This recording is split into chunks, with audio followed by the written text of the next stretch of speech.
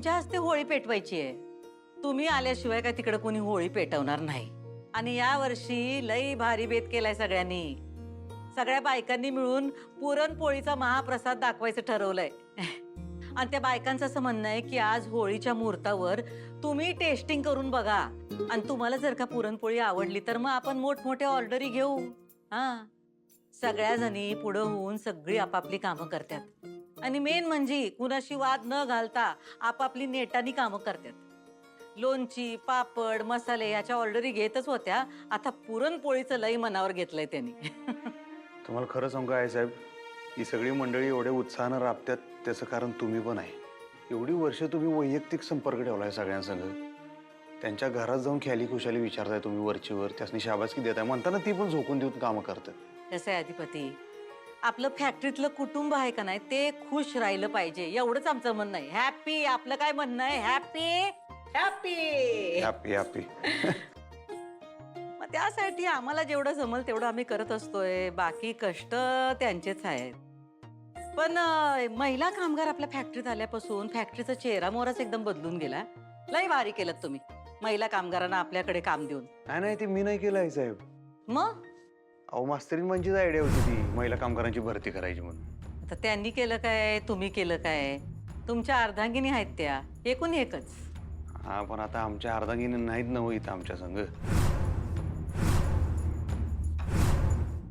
बोललं की प्रश्न सुटतात, तुम्हीच म्हणता ना.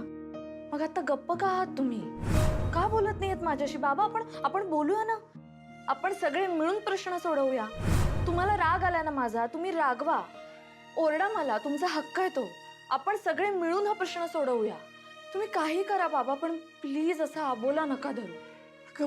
मलाही नाही आवडत हे, पण मी बोललो ना की तुझं मन दुखावलं जातं आणि ते मला नाही आवडत. आणि दुसरं म्हणजे तुझ्या सासरचे अधिपती आत्ता जे तुझ्या बरोबर वागतायत ना, ते नुसतं आठवलं तरी सुद्धा माझी खूप चिडचिड होते ग.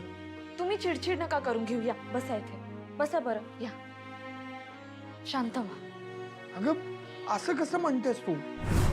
ते कसंही वागतील आणि आपण सहन करायचं? नाही, अजिबात नाही बाबा. माझं फक्त एवढंच म्हणणं आहे की या सगळ्यात अधिपतींची काही चूक नाहीये.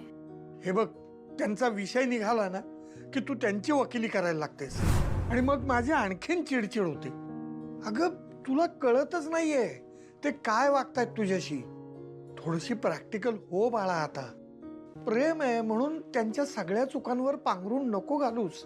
मी असं नाही करत बाबा, खरंच मी असं करत नाही आणि करणारही नाही. तुम्हाला माहितीये, आतापर्यंत जेव्हा जेव्हा माझ्यात आणि अधिपतींमध्ये मतभेद झाले तेव्हा मी स्पष्टपणे त्यांना माझे विचार सांगितले आणि पटलं तर तेही मार्ग काढायचं त्यातून. मी आत्ता बाजू घेते बाबा अधिपतींची, कारण मला माहिती या सगळ्यामध्ये त्यांची खरंच काहीच चूक नाहीये.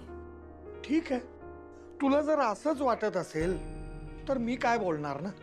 हे बघ, म्हणून सांगत होतो तुला की नको आपण बोलायला. अगं आपली मतं वेगळी आहेत. हो बाबा, पण म्हणून आपण गप्प बसायचं, बोलायचंच नाही एकमेकांशी. मनात असं राग धरणं बरोबर आहे का बाबा?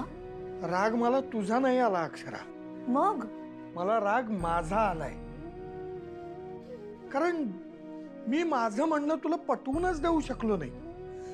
अगं मी कितीही जरी सांगितलं तरी तुला ते पटतच नाहीये, कारण तुझ्या मनानेच ठरवलंय की हे पटवून घ्यायचंच नाहीये. हे बघ, तुला माझं म्हणणं पटणार नाही हे मला कळून चुकलंय, त्यामुळं माझी जास्त चिडचिड होते. बाबा हे बघा, एक वडील म्हणून तुम्हाला माझी काळजी वाटते आणि म्हणून तुम्ही हे सगळं बोलताय, हे मी समजू शकते, हे पटतंय मला. पण थोडा वेळ जाऊ द्या. वेळ गेला ना की तुम्हाला पटेल मी जे म्हणत होते ते बरोबर होतं. की तुला कधीतरी पटेल की माझं म्हणणं बरोबर होतं. नाही बाबा, तुम्ही म्हणताय ते बरोबर असू नये अशीच प्रार्थना करेन मी देवाकडे. आणि जर चुकून तसं काही झालंच. भाऊजींची शपथ घालून सुद्धा तुला या विषयावर बोलायचं नाहीये ओमकार. शिवानी, याआधी मी तुला सगळं सांगितलंय. तुला बाळ हवंय की नाही? हे बघ, मला बाळ हवंय पण आत्ता नकोय. आता नको म्हणजे? अरे आपलं वय वाढत चाललंय. आता आपण चान्स नाही घेतला तर पुढे जाऊन कॉम्प्लिकेशन्स वाढतील रे. हे बघ, मी ना या सगळ्याला प्रिपेअर्ड नाहीये. म्हणजे आपण सध्या सेटल नाही होत. गाडीचे घराचे हफ्ते बाकी आहेत आणि त्यात बाळाला जन्म म्हणजे अजून खर्च. आपले खर्च दिवसेंदिवस वाढत आहेत ग. अगं इकडे आपल्याला आपलेच खर्च झेपत नाहीत, त्यात बाळाचे खर्च कसे झेपणार आपल्याला?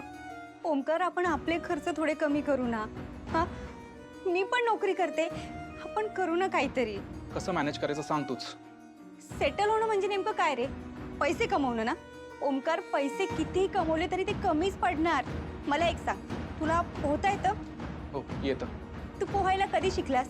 जेव्हा तू पाण्यात उडी मारली तेव्हा ना. अरे हे सुद्धा असंच आहे. आपण आधी उडी तर मारूयात ना ओमकार, नंतर येईल आपोआप पोहता आपल्याला. हे बघ, हे फिलॉसॉफी म्हणून ठीक आहे, कळलं का? वास्तवाचा विचार कर तू. मी वास्तवाचाच विचार करते ओमकार. एखाद्या बाईला जेव्हा मूल होत नाही ना, तेव्हा लोक तिच्याकडे कुठल्या नजरेनं बघतात हे तुम्हा पुरुषांना कधीच कळणार नाही. सगळे नातेवाईक सारखा हाच प्रश्न विचारतात, मूल कधी होणार आहे, मूल कधी होणार आहे. त्यांना उत्तर द्यायचं टाळायचं म्हणून मी कुठल्या फंक्शनला सुद्धा जात नाही ओमकार.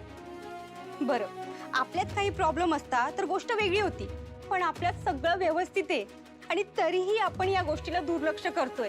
मला याचं वाईट वाटतंय ओमकार. मला आई होण्याची भावना अनुभवायची आहे रे. शिवानी, तुझं सगळं मला मान्य आहे, पण जोपर्यंत आपलं सेव्हिंगचं टार्गेट पूर्ण होत नाही ना, तोपर्यंत आपण बाळाचा विचार नको करायला. हे बघ, मलाही वाटतं बाबा, पण झालेलं बाळ नंतर असं नको म्हणायला की माझ्या बाबांनी माझ्यासाठी काहीच केलं नाही. त्यासाठी आपण थोडे तरी सेटल होऊया. थोडं म्हणजे किती सेटल व्हायचंय अजून? कधी होणार आपण सेटल? लवकरच. आणि तू मला जी अधिपतीची शपथ देतेस ना, अगं तो सेटल आहे त्याच्या लाईफमध्ये, त्याला कसलीच कमी नाही आहे, तरी पण तो बाळाचा विचार करत नाहीये. मग आपण कशाला घाई करतोय?